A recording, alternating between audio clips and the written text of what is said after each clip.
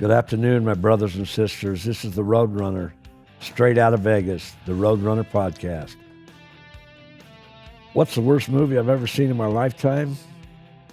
I'm not lying about this. The Bruce Springsteen movie. I just saw it recently, and it was terrible. And I didn't realize what a head fuck this guy really was until I saw the movie. And then it was easy to relate to why he continues to be a head fuck and go against America's culture. I guess he's attracted to his base, and he wants to attract his base to him. So he's a socialist, and he if he wants to defend Marxism and people out there protesting and going against our laws and going against the federal government as far as ICE goes and enforcing our laws, then so be it, because that's exactly who he's supporting in his views is the Marxist belief, the communist belief. Marxist belief is the communist belief. Wants to wipe out all traditions that we currently have, including religion, including God. They want to wipe it out.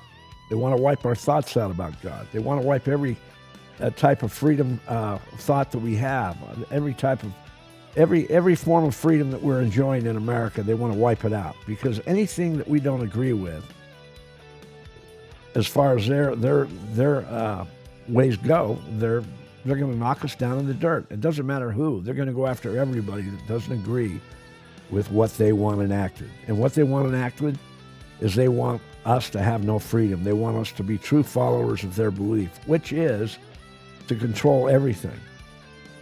That means that, say like in America, we have like 48 lower states, including Alaska and Hawaii. So it's 50 states we have. We cannot travel from state to state. That's the Marxist belief. That's a socialist belief. That's exactly what's going to be enacted as time goes on. We won't be able to travel from state to state. Can you imagine not being able to travel throughout America in a free fashion? Not being able to go from state to state. Well, I already know how that feels, because I haven't been able to leave the state of Nevada for over a year. So I'm planted where I'm growing right now. I've been planted in the state of Nevada, and I'm making the best of it. This is exactly why I'm starting a successful podcast in Las Vegas, in the state of Nevada. And I enjoy it, because I enjoy standing up to anybody who tries to give me a hard time and tries to force me to do anything that I don't want to do. One of the things I don't want to do is be told where I can step in Las Vegas, what property I can walk into in the city of Las Vegas, which is the greatest freedom city of the world. And Vegas is my town. I've told the poker room manager, Ryan Kirk, this right from the start. I said, you kicked me out of your poker room for the stupid little reason like you kicked me out, and you've targeted me the way you have. I say, you can keep me out of your poker room, but I can guarantee you've made the worst decision you've ever made in your lifetime, because you are not that powerful. You don't have power over me. The only thing you've done is you've eradicated me not being able to walk in the Aria poker room, which means that I can't walk in any MGM gaming properties, poker room, or casino and gamble. Well, I don't gamble in casinos in the pit. I only gamble in poker rooms, and there's only 2 live poker rooms that I care to play in the city of Las Vegas anyway, and that's the Wynn and the Aria. They're the only 2 rooms that have pot limit. Omaha, which is my favorite game to play, which is the hardest of all poker games to play. And I want to play the more complicated game, because if I play a more complicated game and I step aside from flipping coins, which is a luck factor, you can't control the flip of a coin. You can't control whether it's going to land up heads or tails, even though I'll take the tails on the flip.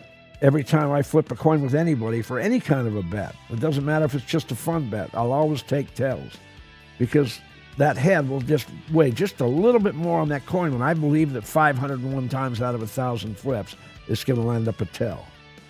This is not based on luck. This is just based on logic, because the head is just a little more one-sided on the coin. So it's going to land downward, and it's going to land on the ground, and the tail is going to be face up. That's why I always choose tails on a coin flip. So consider sports betting.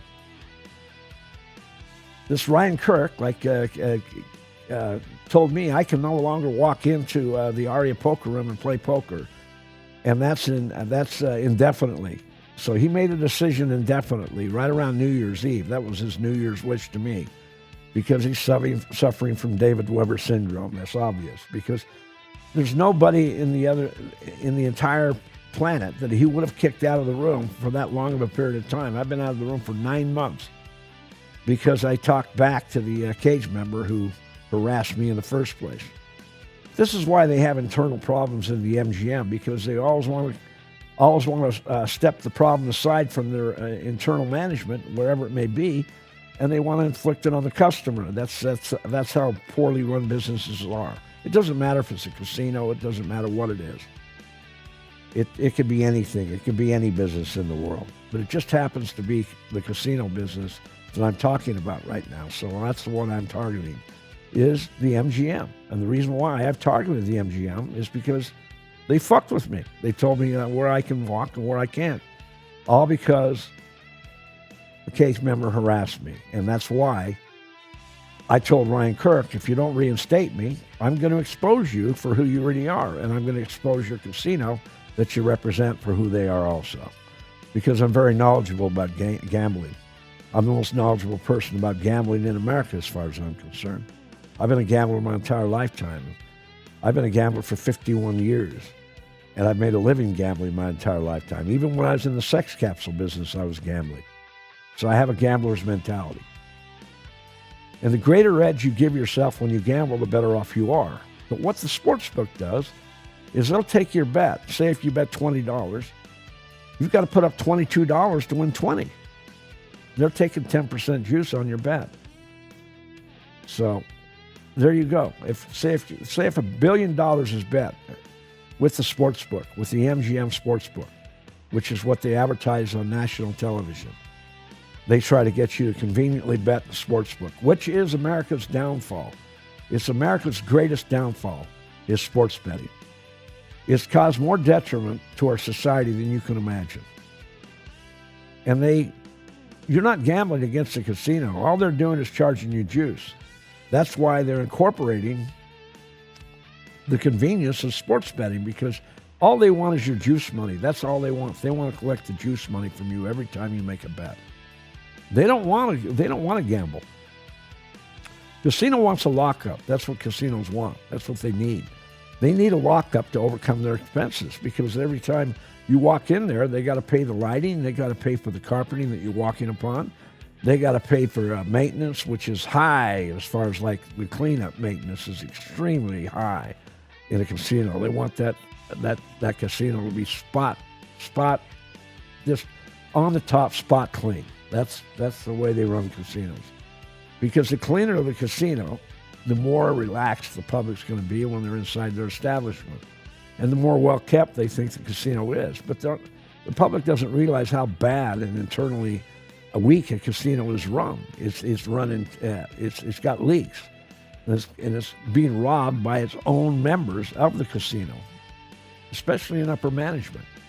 Any management has control over the receivables and any kind of an expense, including cleaning expense. They can jack the costs up and then take some money in their pocket and give some money back in the pocket to the cleaning company that jacks the price up on the cleaning. So they don't really watch the money that's being spent. And you can save a lot of money by buying my book, because I'll teach you about money management, and I'll teach you how to save thousands of dollars when you gamble. And the golden rule that I say, and I state in my book, and I wrote it, and I'll tell you right now, is don't bet on sports. Do not bet on sports. You're better off betting with a friend, but maybe your friend's going to stiff you. That's one thing you don't have to worry about, being stiff from a casino, because they're collecting that juice. They're going to make damn well sure that they pay off that bet. Otherwise, nobody's going to bet the money. So they want to make you feel completely relaxed when you bet in the sports book the MGM represents. But they already know that it's a national epidemic, and they went after your jugular anyway. That's why the CEO, William Hornbuckle, I want him to suffer from David Weber syndrome also, because I know Ryan Kirk suffered from it. That's why he 86'd me out of the poker room, and he found an excuse to kick me out of there indefinitely. But I want William Hornbuckle to suffer from David Weber syndrome, because I've exposed William Hornbuckle because of the treatment that Ryan Kirk gave me, the phony poker room manager. And I warned Ryan Kirk of this, but he took it lightly, so there you go. So here I am, the Roadrunner, exposing the MGM. For exposing you, the American public, and going after your juggler and getting you to be more enticed to bet sports, to make it more convenient for you to make a sports bet, even though it's a national epidemic and it's America's greatest downfall. And I'm telling you, it's one of the greatest downfalls in the world, not just in America, but in the entire world. Because people have a sports betting problem throughout this planet, not just in America. But I'm talking about the American economy. Because I could care less about other economies because they don't care about America either. America's always come second to them. And that's why they always charged us terrorists and got away with it with their phony politicians, with their stupid politicians, until Trump came in the fire. Then Trump took over, and then Trump switched the game. And that's what I love about Trump, because, hey, if you want to do me like this, I'm going to do you like this. Well, I think like Trump. If you do me wrong, I'm going to do you wrong. And that's exactly what I'm doing to the MGM. I'm exposing them for the weak-mindedness, for the not caring about America, not caring about the American public, for going after our juggler and trying to decrease their debt, which they were $30 billion in debt, by the way. So what easier way than to create a national epidemic created by, well, sports betting, which was created in the past, and now they want to enhance it and make it even worse. And that's exactly what they're doing. So every time you bet, say like a small bet of $20, you're paying like $22 to get that $20 back. So you're paying 10% juice.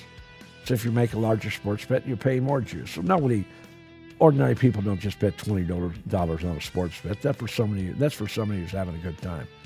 But they could start out that way and then start betting more and more money as time goes on. Maybe they start betting $50, then $100.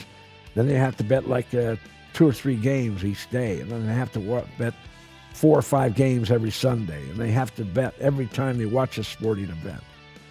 And that's exactly what they do. That's what people do. They bet on sports to make the sporting event more interesting to watch. Then if they attend a sporting event, then they even bet more money because that makes it more interesting when they're wasting their time and spending their time attending that sporting event. That's exactly what I did when I made the largest sports bet I ever made in my life, and I lost. And that's the last time I ever bet sports. And I actually wrote in my book not to bet sports. But I was emotional because I was stuck so much money playing poker, and I thought, I'm just going to make a sports bet and get my way out of it. And I put up $8,900 to win $6,400 on the Vegas nights to get back $6,400 or $6,500 and risked $8,900 to do it. And lost in the game in overtime on the second game of the playoffs when the Golden Knights played the Edmonton Oilers last year, 2025. They played in the playoffs and they got knocked out. The Edmonton Oilers beat them the first game, and I should have bet on the Edmonton Oilers and put up less money to beat the Knights, but I'm an emotional bettor when I bet sports. I'm not like, sports is not like betting or playing poker. When I bet sports, I'm emotional. I always bet on my favorite team. I can't bet against my favorite team. This is another reason why I don't bet sports. First book out listed is Beehive Golden Pond in East Windover, Utah. Windover is actually a border town, so it's in 2 states. This small city of 6,000 people, about 90% Spanish people. What a beautiful town this is. It's Beehive Golden Pond on 479 Windover Boulevard in Windover, Utah. Buy a book there and get the free hat along with any book purchase. To purchase my book, go to www.theroadrunnerpodcast.com, and I'll throw in that free hat with any book purchase. My title, The Roadrunner in the Yellow Zone, is the greatest title ever created. Without the sun and the moon feeding off each other, there is no life on Earth. But even if you can evade the non-emotional factor of betting sports and just bet the best possible bet that you think you're betting, you're still flipping coins. Because that's why the book is created. It's not supposed to be lopsided. It's supposed to be to where you are flipping coins. to where it's like an equal bet either way. If you're having to give up points, well, that's how much that team is favored to win. So there you go. That's how sports rolls. And sports betting is done in a neutral fashion by the MGM Casino because they don't want to gamble against you. They want your money. They want the nuts. They want the juice from every bet you make. And that's why it's so profitable for them to enhance your ability to bet and entice you to bet more money, like smoking a cigarette. If they could advertise cigarettes on TV, they would advertise television ads on cigarette smoking as much as they possibly could, because they can make it look more cool, and they can have a beautiful woman around you when you're smoking a cigarette. They can have her smoking a cigarette, and it looks really cool what you're doing. And that's why everybody smoked in the past, in the old days. Everybody smoked in the old days, and they smoked constantly in movies, and then they banned that to where you couldn't smoke and inhale and take a puff and blow out smoke. And they actually did that in movies, which was a good thing because people look up to movie stars or actors, and that's why they're always putting their 2 cents in when it comes to left-wing activation of socialism and Marxism throughout America, while they're living in their private gated communities and have their private security. They don't have to worry about what's going on outside that every normal day person has to worry about. Especially in major cities, the crime rate has gone way down. The murder rate has gone down as low as it possibly was in the early 1900s. This is a beautiful thing, but do you think the media wants to talk about that? No, they don't want to bring that up. The only place you're going to listen to that and hear that is Fox News. And they waste their time. They waste my time on Fox News when they put the dingy brunette like on the 5, and I have to listen to her and then go watch it, and then they turn it on another commercial every 10 minutes. I just prefer that they just send her away, let her get a job on CNN, and they can watch her on CNN and enjoy watching her. But she's a waste of time. I don't need to hear her opinion. They don't need to act like they're a diversified news agency. Everybody knows that they're a conservative news agency. Everybody already knows that. So stop wasting my time with these stupid, dingy contributors on the news or newscasters, whatever you want to call them. They're the worst. I just don't want to see a stupid Democrat give their opinion on Fox News. I have no time for it. Otherwise, I'd watch CNN. So get rid of the dingy brunette, whatever the fuck her name is. As far as Bruce Springsteen goes, I watched the worst movie I've ever watched in my lifetime when I watched the Bruce Springsteen movie. I thought, what a nutcase this guy is. This guy really is a nutcase in real life because he was a nutcase in the past. He's always been a nutcase. And that's all I got out of the movie. I didn't really think it was well done. I thought it was actually the most boring movie I ever saw.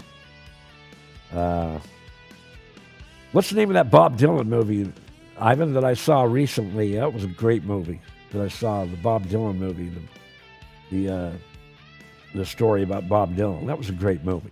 So, good movies can be made about musicians and bad movies can be made about musicians. Maybe I had a bigoted point of view because I don't like Bruce Springsteen in the first place. But at least I was willing to go see his movie. So, I think he's talented. I think he was a good entertainer, but that's as far as it goes. And I've never really loved his music because he reminds me of Robert De Niro. If I don't like the way the guy thinks, how can I believe what he's singing? How can I believe in what he's singing? They sing from the heart, right? They're supposed to act from the heart. Actors are supposed to act from the heart, and singers are especially supposed to sing from the heart. So that even makes it worse for a singer.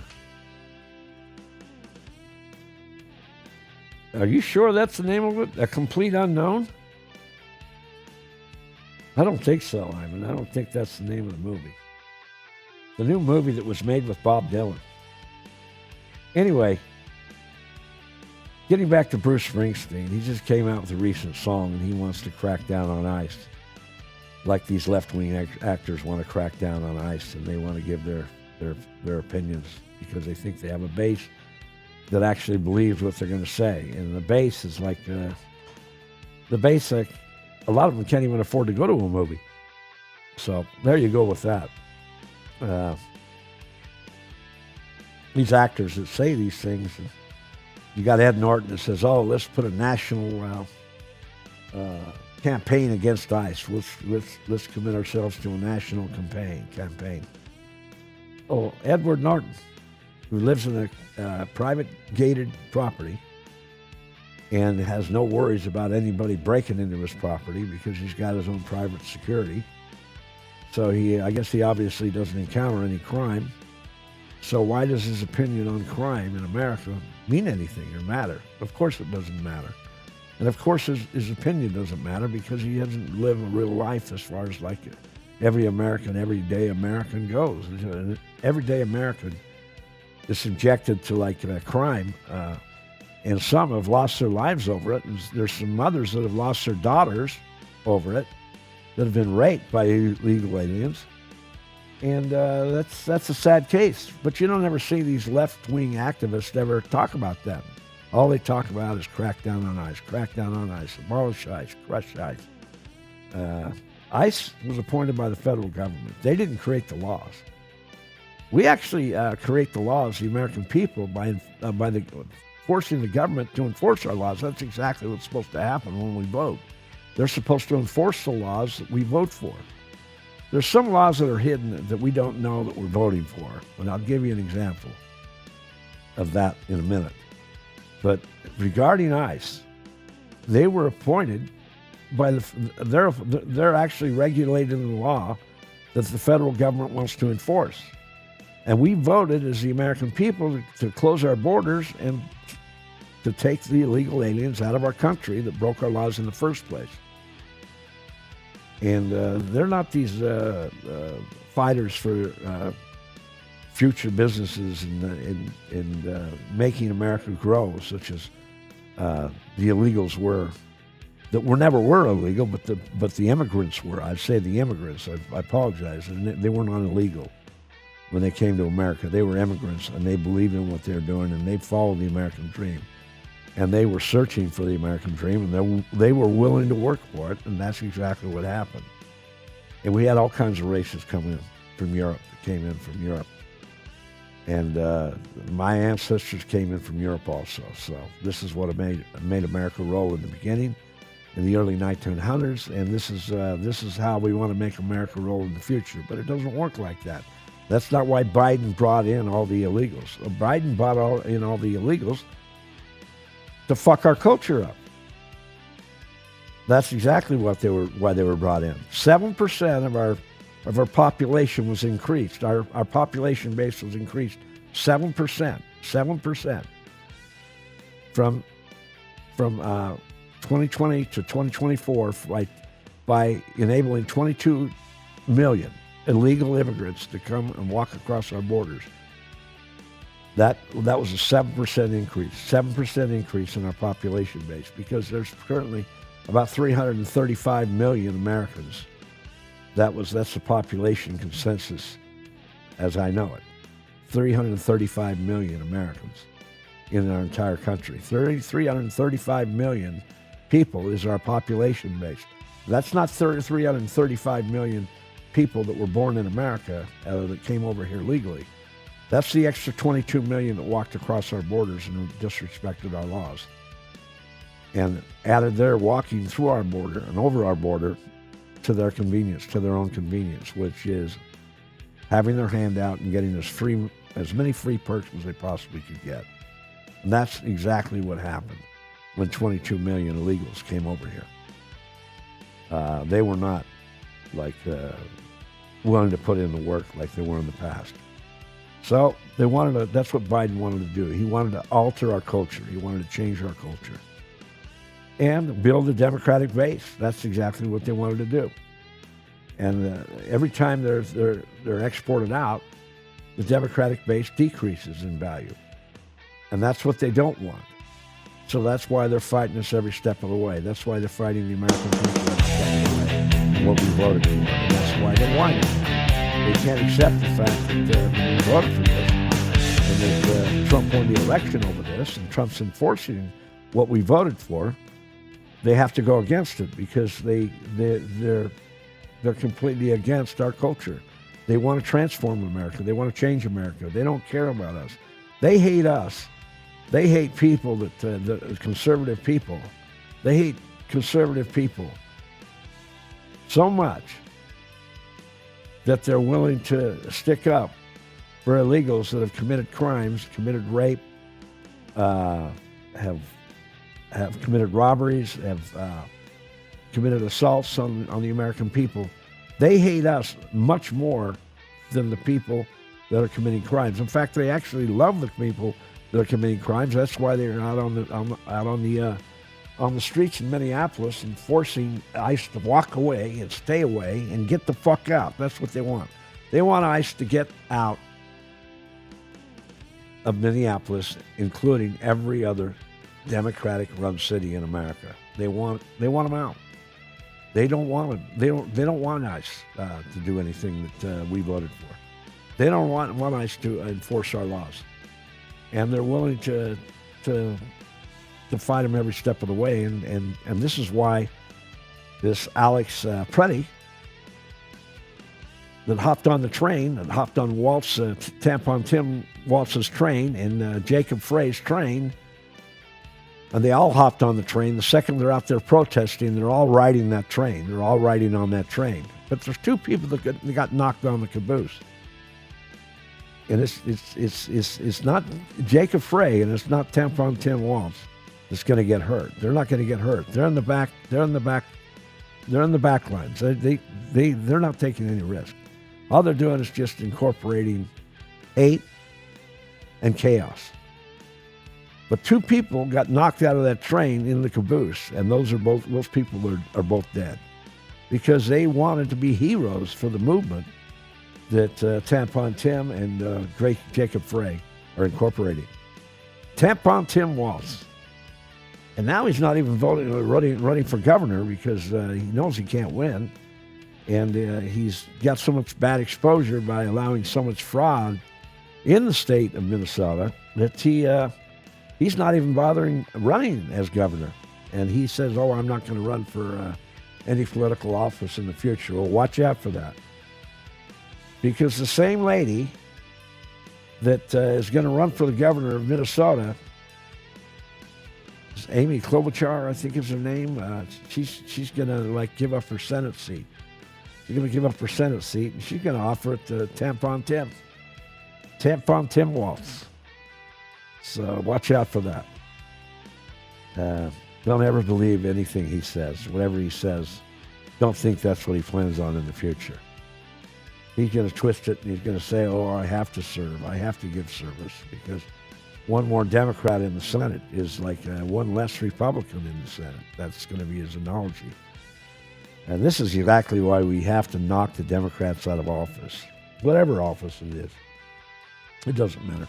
Senators, congressmen, congresswomen, and the second that a president's admitted or re-voted in as a Democrat, he's going to have a cabinet that swings on his side of the fence, and that's what he's going to get around him. That's what he's going to have hovering around him, is whatever his agenda is, he's going to have people on his side of the fence facilitating his agenda.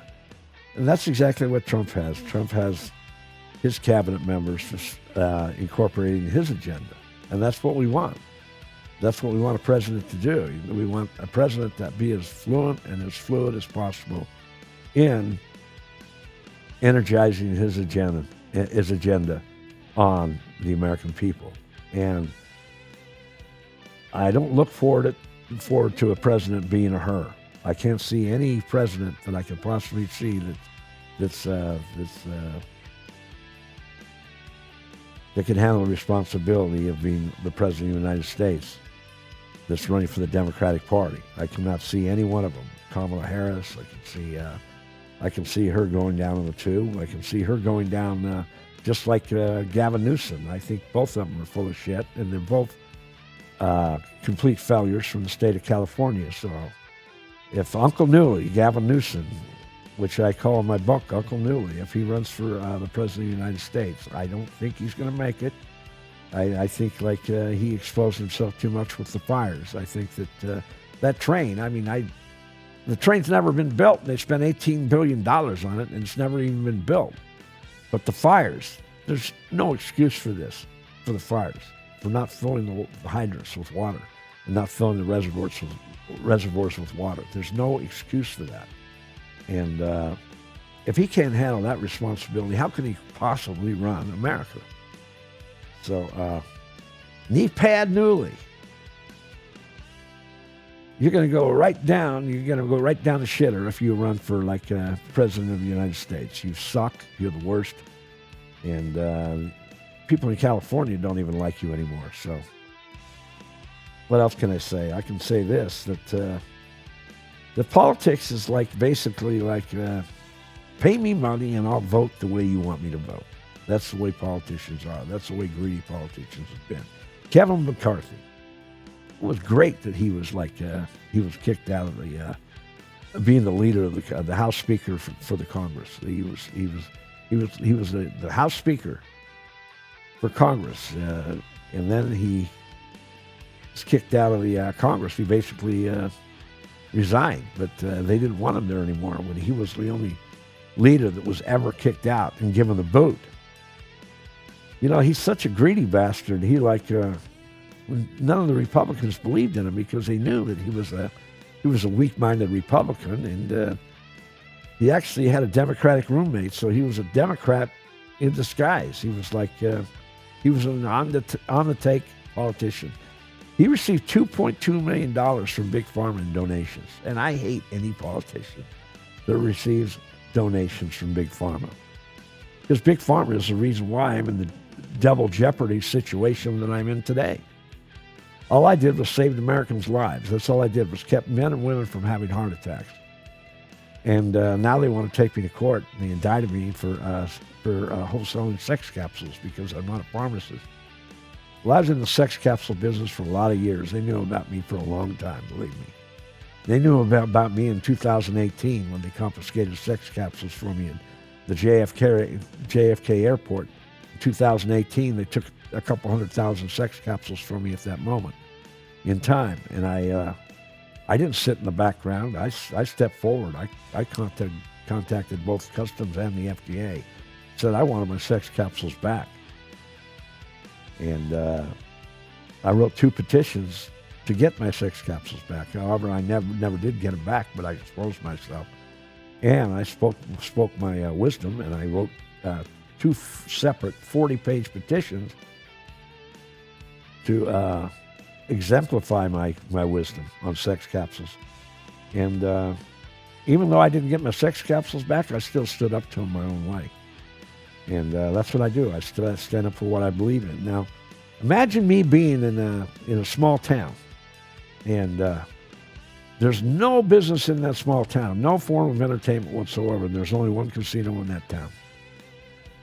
Another retail outlet to buy a book is Chevron Gas, Liquor, and Convenience Store on 1301 East Altman Street.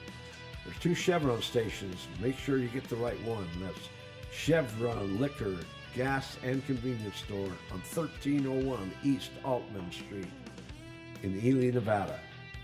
You'll get the free hat whenever you purchase my book. To purchase my book, go to www.theroadrunnerpodcast.com, and I'll throw in that free hat with any book purchase. My title, The Roadrunner in the Yellow Zone, is the greatest title ever created. Without the sun and the moon feeding off each other, there is no life on Earth.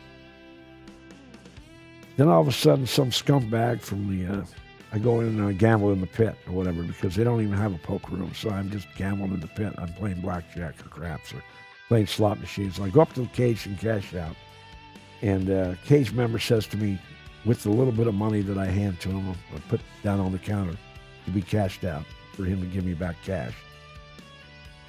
And imagine him saying, "You don't really want this, do you?" Well,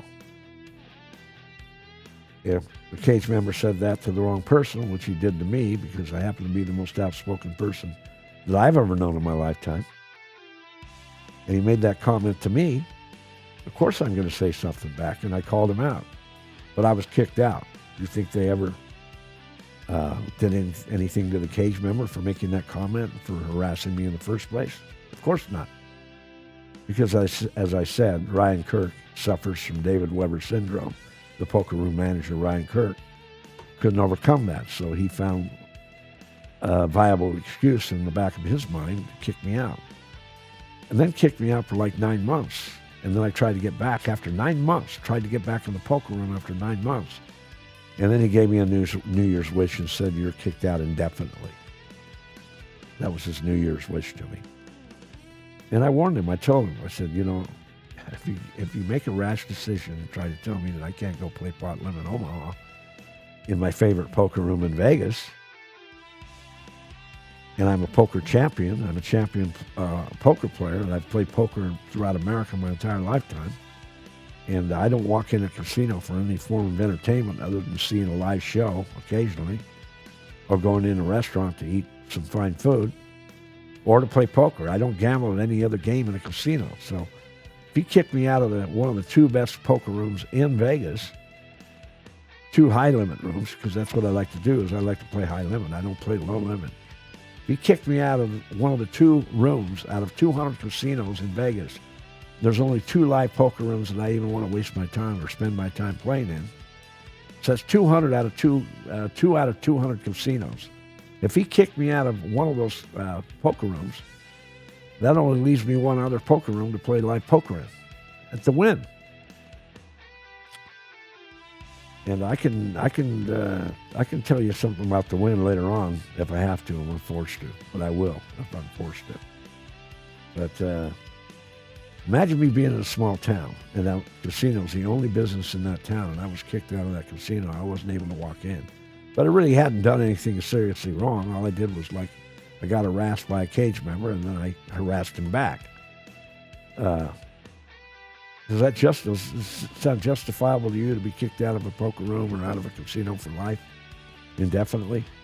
Because if I'm kicked out of the Aria poker room, which is the MGM property, which is the lease property of the MGM, I should say, because Vera owns the real estate and all the land that the MGM leases the space from. So the MGM doesn't own shit. They don't own anything. They don't own not 1 square foot of that property. That's owned by Vera Real Estate Investments, which owns the entire strip, other than the Wynn casinos. That's the only property that they don't own, as far as I know. So, here you go. I get kicked out of one casino in a small town in America, and I can't walk back in that casino, so I have no form of entertainment. I have nothing to look forward to when I leave my house. I can't go do anything. I can't do anything that I look forward to because there's no entertainment in that entire small town. Well, that's basically the same analogy of me being kicked out of the Aria poker room. For talking back to a cage member that harassed me in the first place, went out of his way to harass me instead of just cashing me out.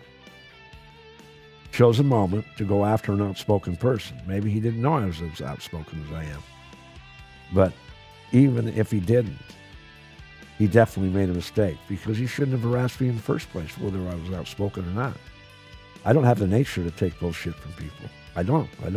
It's not in my character. I have a hard time giving shit to somebody who doesn't deserve shit also. I'm not going to go out of my way to aggravate anybody. That's not my style. But being that he was a house man and the house represents him, which is the MGM, they don't care about the American public. They care about their employees more than they care about their customers. And that's really true because that's how they exposed me. They didn't care about the fact that I lost $8,000 in that poker session, that I should be able to walk up to the cage and cash out my chips and not get a smart comment from the cage member. But they don't care about that because they don't care about the customers. It's called a leak in their organization. That's why they have internal leaks, because they don't really cater to the public that walks in their casinos. But without the public, the casino is nothing, zero, meaningless. Because any casino in America would go broke and would be put into shock if customers didn't walk through their doorways on a daily basis. They would be put into shock. Well, Ryan Kirk wanted to put me into shock. So now I'm switching the game. I'm exposing the MGM for going after the American public's jugular and for enforcing and accommodating the American public to bet sports when they can sit in their house. They don't have to walk in the casino anymore. They can just make a sports bet on the internet and pay their juice on the internet. They don't have to walk anywhere. They can do it right there, say when their wife's in the kitchen cooking dinner. They can sit there and they can blow their money betting sports. Then later on they can get a divorce. But that's not what the casino or the MGM cares about. They don't care about that. They care about the game of numbers. They want their $30 billion debt demolished, extinguished. And they found the perfect way, and that's to create the MGM betting to where you can just bet it conveniently on your phone. And who is their host? Jamie Foxx, their ambassador to gambling. They don't even state, but you can Google it, but they won't tell you how much Jamie Foxx makes from this. But I can guarantee it's a ton. I guarantee he's getting a ton of money for this. Why else would he hoard himself out to advertise for who he's advertising for? Because he already knows that he sold the American public out, so he doesn't really care about his base or his fans because as long as they bet sports, he gets paid, right? So it doesn't matter about the turmoil he's caused or is causing by being the ambassador to the MGM Gambling Gaming Incorporated. That's exactly what Jamie Foxx wants. He wants to fill his pockets. He wants to get paid. He doesn't care about all the hatred that is being created and negative energy that's being put onto the American public by being the new ambassador to the MGM. And isn't that funny? But in 2020, when Jamie Foxx was given this position to be the ambassador to the MGM Sports Board, he was hired by William Hornbuckle. I call him Hornybuckle because he's horny for America's money. That's what he wants. He can get America's money. He can get all that he can, and he can bring his company out of debt and get his bonuses. That's all he cares about. And he got $3.6 million in bonuses last year, including a $2 million salary. So he was paid $5.6 million. He didn't get any return on his stocks because they're not making any money on the stocks because they're in debt. But he'll get return on his stocks in the future when he brings the company out of debt. However, I don't think their company will ever get completely out of debt because they have internal problems, because they employees are robbing the company as I speak. So everybody cares about themselves. That's what it basically boils down to. That works for the MGM. They care about themselves and their own meetings. So them using the American public to bring down their debt is so sad. So sad. They can't find any other remedy. They can't find any other route to get out of debt. They have to go after the American public to do it. Create more sports betting. It's sad. It's very, very sad. And now, William Hornybuckle, is his new nickname, is going to suffer from David Weber syndrome also, not just Ryan Kirk. Ryan Kirk's syndrome is going to bounce back on him because Hornbuckle's going to bounce back at him. Because I wouldn't even be exposing the MGM if they hadn't acted like the Marxist company that they are, which wants to tell everybody what they want and they want to implement, and then they want to go after the American public's jugular at the same time. So they don't care about the public. They don't care about the American people's opinion. They just want their money. That's all they want. So good luck with that. After you fuck with the Roadrunner and you tell the Roadrunner where he can step in his own town, this is my town. Vegas is my town. And America is my country. And I'm going to expose the politicians every time on my podcast that I possibly can also, because they're all greedy. Not just the Democrats, but Republicans also. 98% have taken donations from Big Pharma. Stop taking the fucking money from Big Pharma and take this law that you created on sildenafil and sildenafil being required by prescription, because it's all bullshit. Because that's what lowered your standards to create opioids and fentanyl being required by prescription, which created the national epidemic, to opioids and to fentanyl, which was originally required by prescription. So you shoved that down the American public's throats because you lowered your standard on prescription drugs, because you lowered your standards on what's required by prescription. This sildenafil and tadalafil being required by prescription is a perfect example of this, as to why you lowered your standards, why the politicians in Congress and the Senate, all congressmen, all congresswomen, all senators, created this law to fill their pockets so that they could obtain power in the future and be reelected. Your agenda should get you reelected, not money.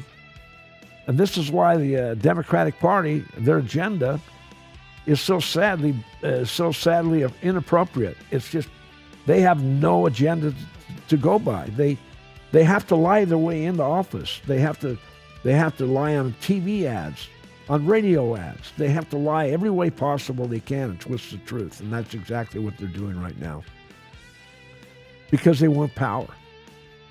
And that's exactly what all politicians are going after, is their own greedy power. And their own greedy power, number one attribute to the greedy power is to fill their own pockets. That's exactly what they want to do, and that's why they all enrich themselves while they're in office. All of them get wealthy. Every single one of them gets wealthy, one way or the other. Whether they buy land or stocks or whatever it may be, they get rich, they get wealthy, while feeding off the American public's backs and making them think that they represent them. They don't represent the American public. Not when they enforce laws that shouldn't have been created in the first place. And here I am. I'm a person who worked my ass off. I worked my ass off in my business for 16 years, building my sex pill business. It didn't happen overnight. It was a slow process. It was just a normal everyday job in the beginning. And then I got stronger and stronger in the business because I worked so hard to build my future. I kept reinvesting in my business. And I believed in what I was doing. And I believed that I was putting on this God-given path because my mother and sister both died from breast cancer and tumors. My sister and mother didn't die from from tumors, but many other women did die from tumors. And so this means that a lot of children, a lot of husbands, relatives, they are always saddened by the deaths of these people, of these women that died from breast cancer or tumors. Now, my mother and sister both died from breast cancer. My father died from a heart attack, and I can tell you why he died later on also. And it wasn't because of his heart. But my sister and mother both died from breast cancer. That's why I believe that I was putting on the God-given path to sell sex capsules and sell sex pills. My female pill, Kinky Pink. And my female pill, Kinky Pink, is the best pill in the world, the best female pill in the world. Originally, the G pill was called the G pill, nicknamed the G pill in Europe.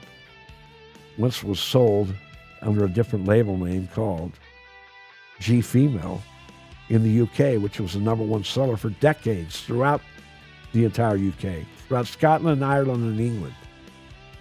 Number one seller. And it was known to the public what it did, the attributes that were created from taking this beautiful female pill with 3 stars on it.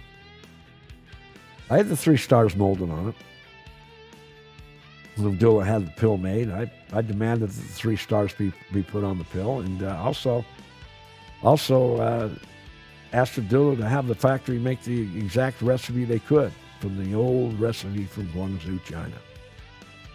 And I think that pill was made as good or better quality than it was originally when I had it exported from China.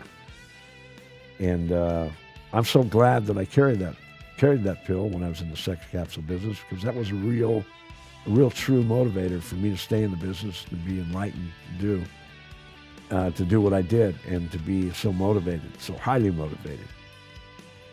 I worked harder in that business than most business people have ever worked in their businesses in the past in America.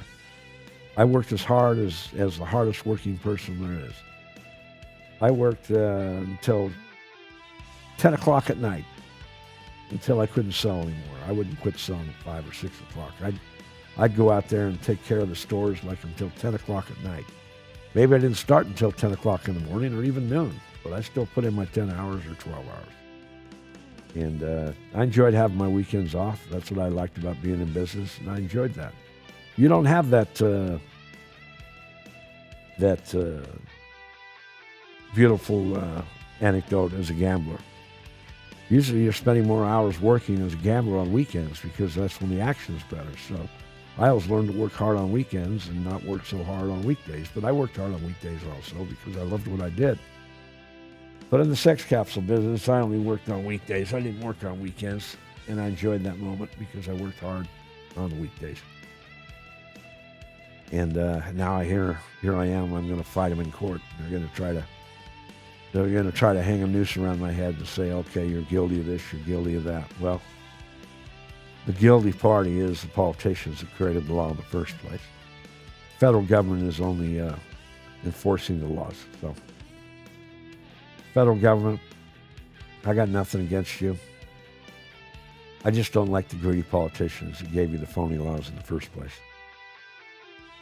And Kevin McCarthy, you can definitely kiss my ass. I'm so glad that you're no longer a congressman, and I'm glad that your duties were extinguished as the House Speaker, and that Mike Johnson took over, because he does a way better job, and he's not a bought-off, paid-off politician like you are. Or you were, I should say. So when he gets on Fox News, Kevin McCarthy, and talks and speaks up highly about ICE, well, great. I'm glad that you speak highly about ICE. But you never represented the American people, not like you say you did. And I'm glad that you're no longer a congressman. Now, to every Democrat out there that's out there trying to create havoc with ICE and create turmoil with the government as far as like enforcing the laws that Trump was voted in for, you can all kiss my ass. You're all crooked. You're all full of shit. And I want you to go down, and I want you all to lose your power, every single one of you. Every single fucking one of you. You're fuck artists, that's all you are. I love America.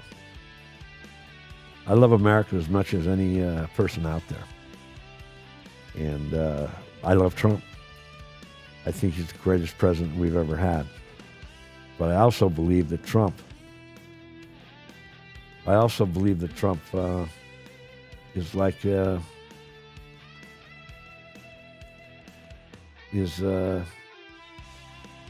a hard time by all these wacky Democrats, by all these weak-minded politicians that represent the Democratic Party. It's sad, because they're all a bunch of whiners. They're all a bunch of haters. Another retail outlet selling my book and free hat is Hoover Dam and Liquor in Boulder City, Nevada, just outside of Las Vegas and outside of Henderson, Nevada, just south of there on the way to Phoenix. So that's 1311 Boulder City Parkway is where they're located. Hoover Dam and Liquor. Go over there to the best little liquor store in the state of Nevada. Hoover Dam Liquor. To purchase my book, go to www.theroadrunnerpodcast.com, and I'll throw in that free hat with any book purchase. My title, The Roadrunner in the Yellow Zone, is the greatest title ever created. Without the sun and the moon feeding off each other, there is no life on Earth. Everybody should go out and see that movie. Anybody who thinks about going to see the Bruce Springsteen movie, don't waste your fucking time. It's a joke. And he's a joke. But my favorite relative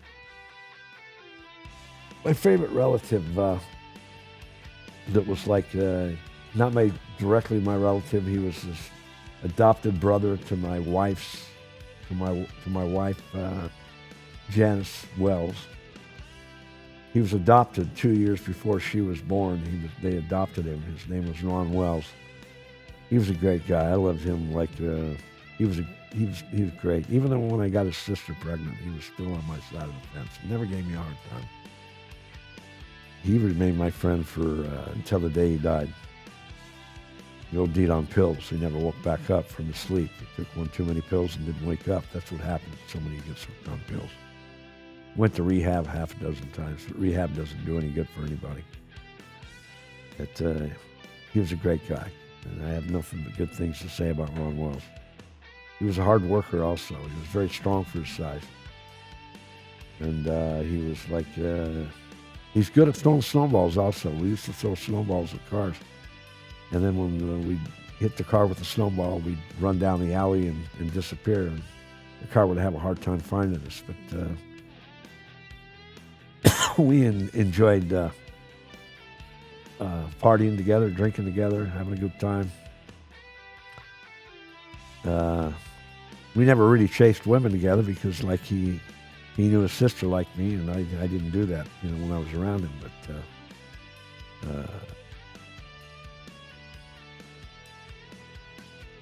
we just had a great time hanging out together and partying together. And the funnest thing I ever did with him that I can remember was throwing snowballs at cars. We did that a few times, and he was a good athlete. And they're very accurate when he threw a snowball, and I was accurate when I threw a snowball also. So most often we'd both hit the car, and then we'd run off and laugh our asses off. And sometimes the car would stop. It was more fun when the car stopped. Hit on their brakes. Acted like they were going to come after us. But by the time they backed up and came back to our vicinity, we were long gone. So we never got caught, but we had a great time doing that.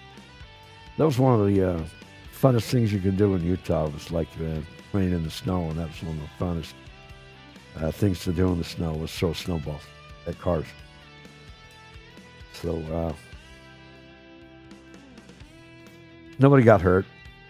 Didn't break any windows. Aggravated people, and had a good time doing it. And it was an innocent way to have a good time. But these people that are out protesting, and they're out carrying guns, or they're breaking windows, and they're breaking into motels, and they're burning down buildings, and they're flattening the tires in cars and doing everything that they possibly can do to create havoc. That's a different form of fun. I don't think that's fun. I think that's hatred. And there's too many haters out there nowadays that out on the streets protesting. And I wish that they were protesting in Vegas to where I could see them and maybe confront them, because I would enjoy confronting them. But I have to be careful. I can't get arrested or anything. I'm on pre-trial prevention. And like I say, I can't even leave the state unless I get a guest pass to go to California and play poker. They gave me a guest pass last month. I made $4,500. I went to Reno and I played poker for a week, and I made $4,200. So I do all right playing poker, but I have to travel to do it. I can't play in Vegas. That's okay. That's why I'm going to run this podcast and do this podcast and enjoy doing it, because Vegas is my town. But Ron Wells was a great guy. He was he was a good guy, and I just want to say God bless Ron Wells for the man he was and for the character he had. I can't say that for the stepfather of my sons, Robert Lucarini. I think he was a loser right from the start. When he went after my juggler, and he suffered from David Weber syndrome and always badmouthed me behind my back. And And sure, I was a crackhead. I smoked it like a chipmunk. And now you couldn't put a gun to my head and force me to take a hit of crack. So that's how I feel about that. So I survived and I overcame it.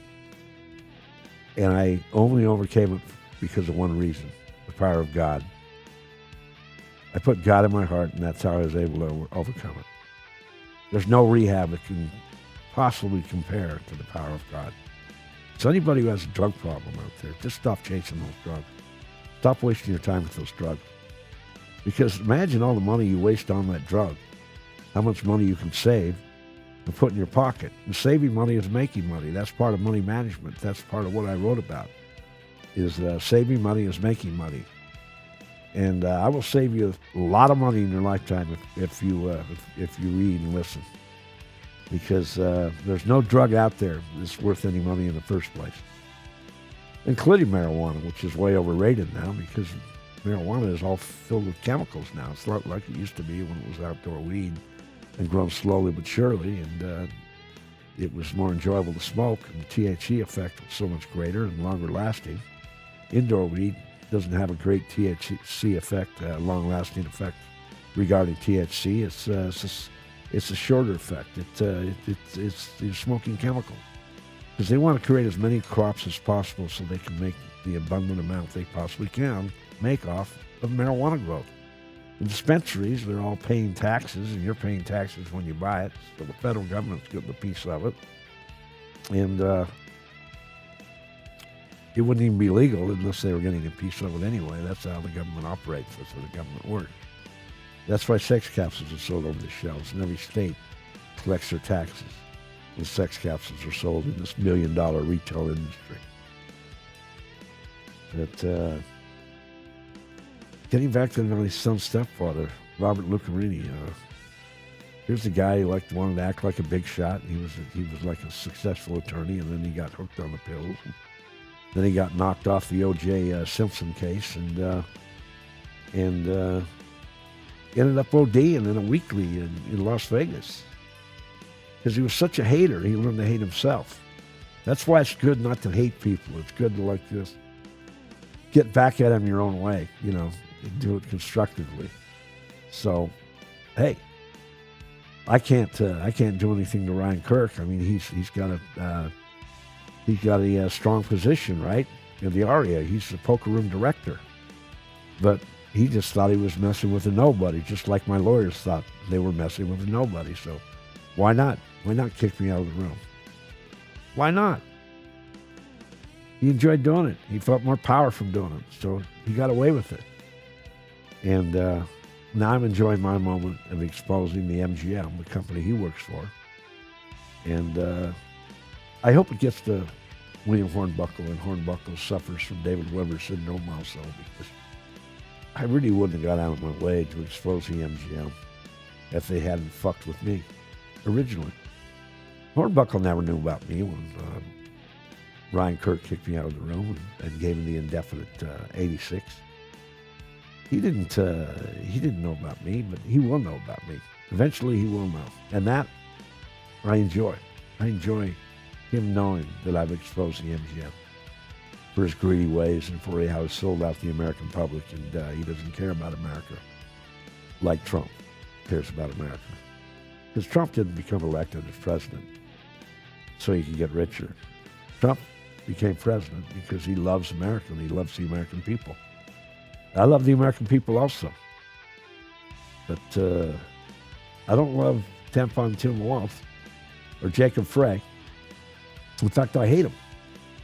And I would never shake their hand in my lifetime. I'd never shake Obama's hand in my lifetime. I'd never shake shifty Joe Biden's hand in my lifetime. And how they relieved Fauci of his duties of killing as many people as he did, and giving him exemption from that when Biden, the Biden pen cleared it out for Fauci and said he's no longer responsible. He's been what's that word that I want to say, Ivan? That he's like been conveniently amended from all his lies about how he lied for the American people, about how he is no longer responsible for anything that happened, and all he did was just lie his ass off every single time he could. Tried to claim that COVID was created out in the jungle by wild animals when he knew the whole time it was created in that laboratory. He knew it the whole time. But he did everything he possibly could to switch the agenda in his favor. And he got away with it. So he's been exonerated. And that's sad. That's extremely sad. Because Fauci, he's a lying scumbag. And he was once the highest paid person in the federal government, Fauci. Got paid more than the President of the United States. But relatives, they can stab you in the back, and they can keep on stabbing you in the back, and then all of a sudden it comes back to bite them because they become such haters. And they don't realize that they're actually creating negative energy for themselves. And that's what happens when you hate people so badly and you go out of your way to hate them and to tell everybody in the world you hate them. You're on a hateful path. As far as Tampon Tim and Jacob Frey, their names hardly even exist in my vocabulary in the future because they're both going to be extinguished from politics. Waltz already is and has. And if he takes over Amy Klobuchar's position as senator, he's going to use that as an excuse that he has to serve the American people. Well, he never has served the American people. He's always been full of shit. He's always been a lying scumbag. And his weak-mindedness is going to take him straight to his grave. I think relatives that go out of their way to hate you, I think that's their own case of in the future for them to deal with, because I've completely given up on my relatives. I don't have anything to do with them anymore. My oldest brother used to be close to me as far as I thought he was the closest brother I had. My oldest brother was 13 years older than me. And then when a strange occurrence happened after my mother died, 2 years after my mother died, my father married my brother's wife's mother. Her name was Kathy. My father missed my mother, and he was lonely, and he was 2 years after my mother died, he married Kathy. And I knew Kathy was a gold digger. I knew it right from the start. Anyway, when he married her, my brother had a completely different attitude. It's suddenly she was his wife's mother. So anybody who thought badly about her, anybody who saw through the bullshit, he was going to go after their juggler also. And that's exactly what my brother did to me. He just turned me off like a light switch, like I was suddenly an enemy, because I knew that she had no business marrying my father, but she married him for his money, for security. Well, maybe that's not a bad reason to marry somebody for security, okay? But she certainly proved that in the end. When he died, I was in Atlantic City when he died. Had a heart attack. Lived a block away from the hospital. And he lived on Iris Lane, just off 3900 South and 1100 East. No more than a block away from the hospital. And he had a heart attack. Instead of her taking him to the hospital or calling for an ambulance or just driving him over to the hospital immediately, she laid him down on the bed. And he didn't want to go to the hospital. Well, it really wasn't his decision. It was her decision. So indirectly, she found a way to kill him. Because when he lay down in the bed, he went into a coma and never woke back out of his coma. Died in a coma. And I heard about it when I was back in Atlantic City that my father died. So I flew back to the funeral and went to the funeral. And I had a hard time, at the funeral. Like, they were giving me a hard time, and they were telling me like that I wasn't allowed to speak or do anything like this. But they all had duties. They all were able to say the opening prayer, closing prayer, or speak at the podium. But I was not allowed to speak. They made a big deal out of it. And even his best friend, supposedly his best friend, Bud Bailey, made a big deal out of it and said, like, I don't want you to speak at the funeral. I'm afraid you're going to say something, the wrong thing. And I said, don't worry about it. I'll speak over his casket. You're not going to tell me what to say over his casket.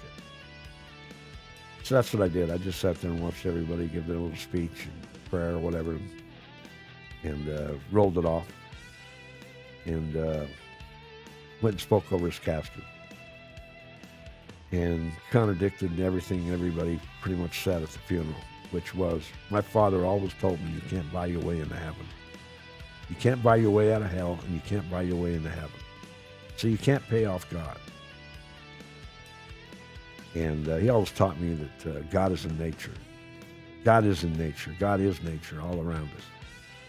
And I'm a 100% believer in that. Totally a firm believer in what my father said. He was a great teacher. But I've elaborated on that. And I've said many more things in my book about God and nature, which I hope you will like if you ever do read my book. But the number one thing that I can tell you right now is any phony Mormon that thinks that they're going to be able to buy their way into heaven and rob anybody from their out of money to get that money to pay their tithing, God doesn't want that money. God already knows how they got the money. He doesn't want it, trust me. God does not want it. And they're just kidding themselves. They think that it's going to mean something in the future. It's not going to mean shit. You have to be true to yourself before you can be true to others. As long as I was true to myself when I was in the sex capsule business, I shouldn't have anything to worry about in the future, should I? As long as I believed that I was true in what I was doing, and I kept people alive, kept people from having heart attacks, kept people from inheriting Alzheimer's disease, and was extremely motivated because of what happened to my mother and my sister, and that I was truly on the right path, then I have no regret for what I did. I'm very happy that I was in the sex capsule business.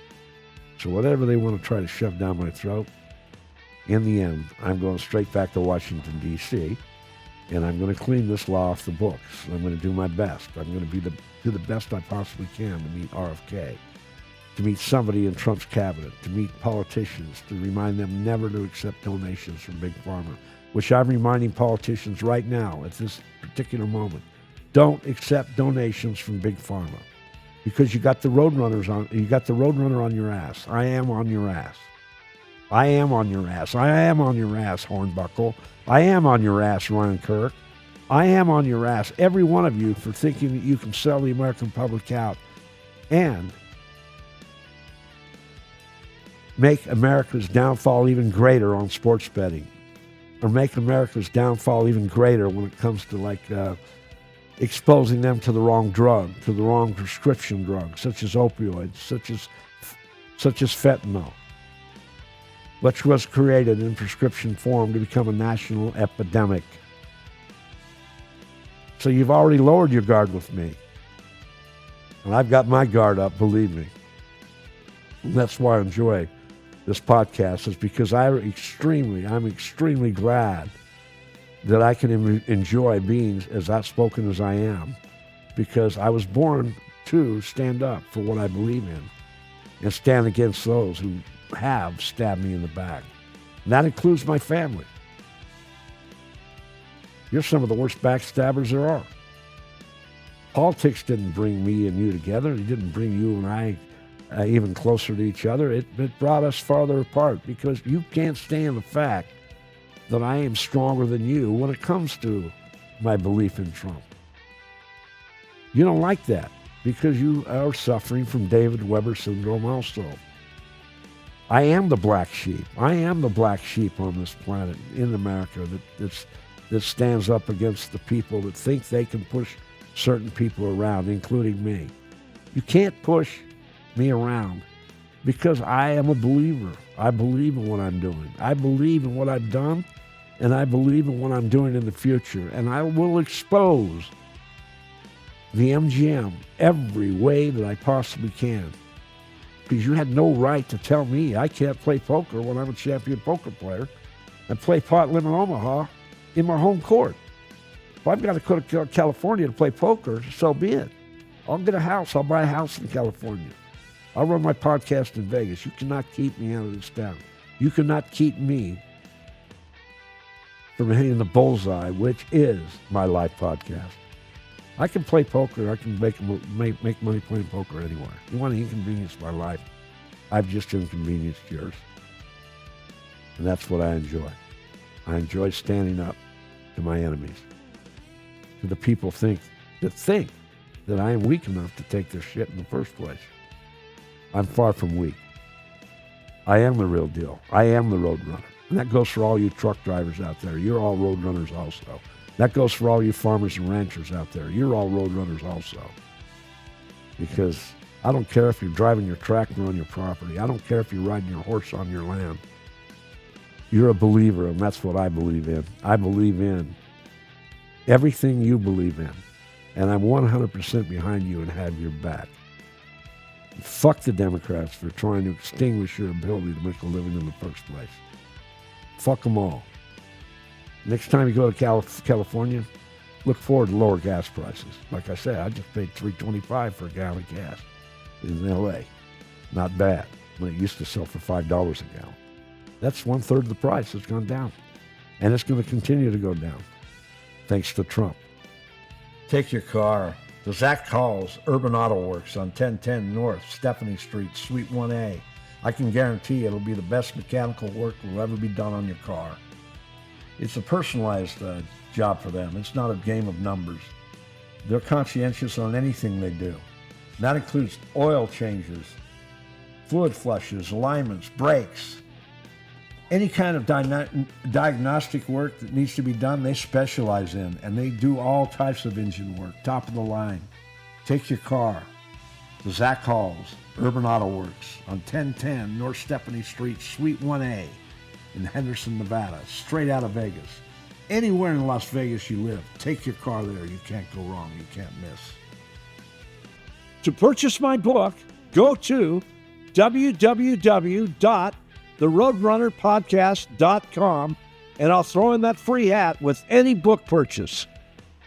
My title, The Roadrunner in the Yellow Zone, is the greatest title ever created. Without the sun and the moon feeding off each other, there is no life on Earth. And they need your loving. And you couldn't find a better place to buy a dog, even if it only costs you a small amount for the neutering fee or the spade fee. That's what you want. Oh, yes, okay, my brother. Okay, can we wipe that a little bit out? Can we wipe that like the last 5 minutes out, including this? Okay. Okay, so what I can talk about is this. I can tell you this. This is definitely a strong ingredient in my life. Getting off drugs is the smartest thing I ever did. Cleaning up is the smartest thing I ever did. I was forced to clean up and not smoke marijuana. The government forced me and made a decision. You can't smoke weed because, you have to take a drug test. And weed is against your drug test. It's against the drug test. And so I don't smoke weed anymore. I haven't smoked weed for a year. My wife is very happy about that. And I don't miss it. Because all you're doing is chasing it after a while. If you smoke it every day of your life for 40 years, like I smoked it, basically you're just chasing one joint after the other. So if you're not thinking about doing something that's a waste of time in the first place, then you're better off. And I am better off because I spent a lot of money smoking weed in my lifetime. I probably spent $250,000 smoking weed in my lifetime. Not to mention that I got caught in Baton Rouge just recently. And they tried to steal my car and ended up getting it back and driving my Mercedes back to Vegas and stopped at Joe Rogan's Garden Gate trying to get on his podcast a year ago. But why would he want to put somebody like me on his podcast? That would be like me wanting to put James Carville on my podcast. Can you imagine me putting that monkey on my podcast and saying, "Oh, James, what's your opinion on this? What's your opinion on that?" You really think I need his fucking opinion? James Carville, he actually believes that his opinion means something, and it does to a lot of people. Believe it or not, there's a lot of followers that James Carville has. So that should remind you how many idiots there are out there that listen to this guy. I mean, he's a joke. He does have a good sense of humor, though. So if there's anything good I can say about James Carville, he does have a good sense of humor. So God bless you, James Carville, for being born with a good sense of humor, but not a good brain. You're stupid. You're as stupid as they come. But maybe that's why you like Joe Biden so much. Maybe that's why you like along with these TV announcers, like these people when on these new talk shows. Johnny Carson was the greatest. All the rest of them, I can't even remember their names because they're worthless. To me, they're just worthless. I never watch their shows ever. I don't have time for it. I'd rather watch Hannity, who's not really funny, and I would rather watch Waters, who was a little funnier than Hannity, but I would rather watch them. I get more out of watching their shows than I ever could watching any show such as The View on ABC. And they have that beautiful black woman on ABC on The View. She's a beautiful woman, but man, is she stupid. And who else?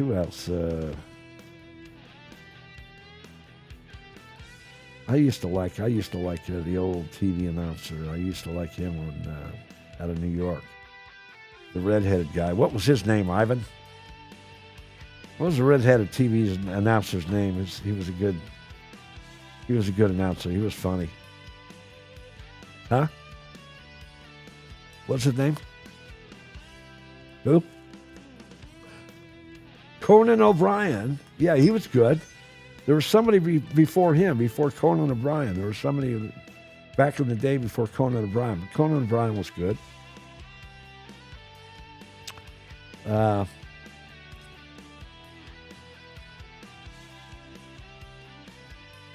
He was a guy that got burned in a fire. Got burned in a fire when he was working on his car. He was a good guy also. Well, anyway, it would be nice to see somebody like Johnny Carson come along. It would be a beautiful thing to see somebody like Johnny Carson come along again. But is there such a thing? Is there such a thing? He was great. And my father used to like watching him. Everybody did. From Nebraska, straight out of Nebraska. I think it was Lincoln, Nebraska, where Johnny Carson came from. I mean, Ronald Reagan, he was an actor. He was very entertaining in his own way. He was a great speaker, and he believed in what he was doing. So God bless Ronald Reagan. Not too wild about Nancy Reagan spraying all the crops and causing the wheat prices to shoot way up. So she can definitely kiss my ass. But Ronald Reagan, great president. The best president we've had in modern day times, besides Trump. Nobody works as hard as Trump, though. Nobody. Nobody works as hard as that guy. And Everybody says he's got a great sense of humor. I think he does have a great sense of humor. I think he enjoys life. I think he thinks about things in a positive way, and he doesn't let these people get the best of him, which is good. He ruffles their feathers much more than they ruffle his. And that's a good thing.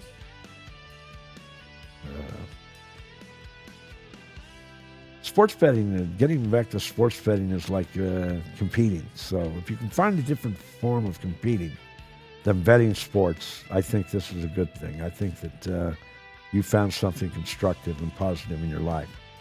So take up some kind of a sport. It doesn't matter what it is. Take up skiing. Take up surfing. I'm not too old to surf. I'm 70 years old, and I still own a surfboard, and I plan on surfing in my lifetime. Trust me, I do. I will surf before I die. On that longboard that I brought out from Margate, New Jersey, that I've never used.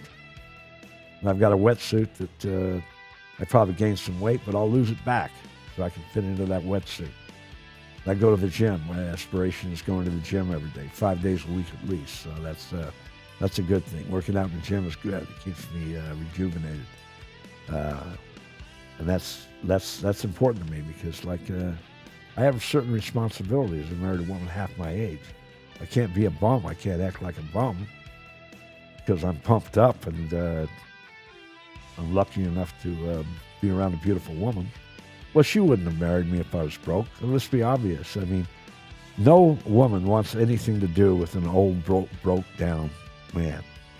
If you're broke and you're old, that means you're not changing. If you're young and you're broke, you still have a chance to change. So women aren't so hard figurated toward being with a young man that's broke as an old man that's broke. Any woman that hangs out with an old man that's broke is a sucker. Because an old man that's broke is a sucker also. You had too many years to get pumped up. Why not do something? Why not make a new move? Why not envelop some kind of new market that you can be in? Why not get rid of your old habits that caused you to go broke in the first place? Change your ways. It's never too late. Think positive. Don't dwell in the past. Dwell in the future. And remember, if anybody gives you two excuses, they're looking for a way out. I'll give you a perfect example of that. I got a guy named Jerry who runs a 7-Eleven ran a 7-Eleven down on Indian School in Phoenix, Arizona. He told me he was good for the debt. And I went by to collect the money from his son. His son wouldn't pay me. I called Jerry. Jerry says, don't worry, I'll stand up for it. I'll stand by it and pay it. I come back the next year to get paid by Jerry. Jerry says, I don't owe you any money. My son doesn't owe you any money. So he got amnesia. Well, that means that not only was he a thief and a lying sack of shit, but he also taught his son how to be a lying sack of shit. So what good did he do to his son to teach his son how to act like he is? If a father can't teach his son honesty and how important honesty is, then what a failure he really was to rub that leak off onto his son. So that's a sad case. And I will go back and get my money. I'll aggravate them until they finally pay me because I don't forget. I enjoy collecting money that's owed to me because I never stole money from anybody. I used to steal candy when I was a kid and robbed a few motels when I was a pool player, but I never stole money from anybody and owed money any money and didn't pay them back. I always paid them back. I always paid back anybody that I owed money to. Although I wasn't able to borrow money, more people beat me out of money than I ever tried to owe people money in the future. And I never tried to beat anybody out of anything. I always paid off. But that goes back to Bernie. I mean, Bernie, I couldn't even get Bernie to admit that he would put up my bond to get me out of jail. I would have put up the money in a heartbeat for Bernie. And you can't change people from who they are because the reason why they think the way they do is because they're larcenistic themselves. That's why they think that somebody else is going to beat them out of something because they're larcenistic in their own thoughts. And they think, how could somebody possibly be honest to them if they're not going to be honest to that person? And that's a lot of times why people think the way they do. They invent ways, they invent excuses not to do something. And when Jerry's son said, I don't owe you money, You owe me $1,500. He says, I don't owe you anything. And then he said this. This is a dead giveaway. Remember this. When somebody gives you two excuses, they're looking for a way out. Right after he said, I don't owe you any money, he said, and besides, I'm out of town. So he had to elaborate and give me a different excuse why he couldn't pay me the money. Even though he said he didn't owe me the money, he had to invent a new excuse why he couldn't be there to pay me, because deep down he knew he owed me the money. He still knows it to this day. Just like Joy up in Boise, Idaho, ran the Chevron station on 123 Orchard. He found an excuse to beat me out of $600. He's not going to take the $600 with him. He's going to die a millionaire, and he's going to beat me out of money. Well, how did he justify in his own brain not to pay me the $600 and to lie to himself when he looked himself in the mirror? Because he doesn't believe in himself in the first place. He doesn't believe in his character in the first place. That's why he acts the way he does. That's why people like this act the way they do, because they don't believe in their own character. They don't really have a true character. So they shove their bullshit off onto you, and they give you their lies. And that's basically exactly what happened in both instances. In Boise, Idaho with Joya, and in Phoenix, Arizona with Jerry. But I get to expose them for this. And who knows, maybe their cousin or maybe their relative will listen, or maybe their friend who thought they were their friend will listen and hear what I had to say. And they'll remember Joya from Boise, Idaho, from Afghanistan. Remember Joya came to Idaho from Afghanistan? The only person that ever beat me out of money in the state of Idaho, in the entire state of Idaho. The only person that ever beat me on a bill in my business that I ran for 16 years. And Jerry is one of the few people that beat me out of money in Phoenix, Arizona. The other people that beat me out of Phoenix, Arizona, they left the state. They left the city. I wasn't able to reach them again. So, that was their excuse. But Jerry's not going anywhere. Jerry's going to stay there. He's going to live there the rest of his life. And his sons are going to live there the rest of their lives. That's just the way they are. That's just the way people are. They smother themselves in their own culture. They never leave their family. So I'm glad that I left my family, my living family. My mother and father were the greatest, but I'm glad that I have nothing to do with my living family, because they're all weak-minded people. Doesn't matter how much money they make or how much money they have. That doesn't mean that you have tremendous character because you're pumped up. I've known people with tremendous character that have no money at all, broke. I remember running into a guy in L.A. in Los Angeles, California, and he was getting in the garbage, a big guy, and I was walking my dog. I was walking my Rottweiler, Wake, the dog that I got weak and I gave up a couple of years later. I'm walking my dog, Wake, and I see this guy in the garbage can, and I pulled out a $5 bill to hand to him, and he says, I don't want your money. And I never forget that, I thought I was doing the right thing by handing him $5, but he didn't want my money. He was probably a guy that made it big in business and went broke and was on the street and didn't want anything to do with the bullshit. Anything to do with money. So, different strokes for different folks. That's what life is all about, right? Let's get these people off the streets that are riding in Minneapolis, Minnesota, because they're trying to set an example for L.A. and New York City. So let's clean Minneapolis up. Let's clean Iran up and go after the Ayatollah and drop him in the Red Sea, in the bottom of the Red Sea, and get rid of everybody around him in his phony regime, and free the Iranian people. Trump needs to have their back. Please make your move. Please do this, Trump. I know you're not going to get my podcast right away, but please do this. And please, duly noted, I've asked for this to be done. Trump, they want you and they need you. Please have their back and take care of this evil bastard and get rid of him for good. And let's get rid of these phony politicians, Jacob Frey and Tampon Tim Walz. Let's put them on the back of the caboose, not kill them, but let's just put them on the back of the caboose where they can be retired, and they can just sit back in between the caboose and the train, and not allow anybody to die for them and be in the caboose again, because that's what these two people have done. They died for them because they wanted to act like they were their hero. And that's a sad case. Let's get rid of them. Let's get rid of these leaders, these phony leaders, for good and for all. Wipe out the Democratic Party completely. Wipe them out of power. That's all I can say.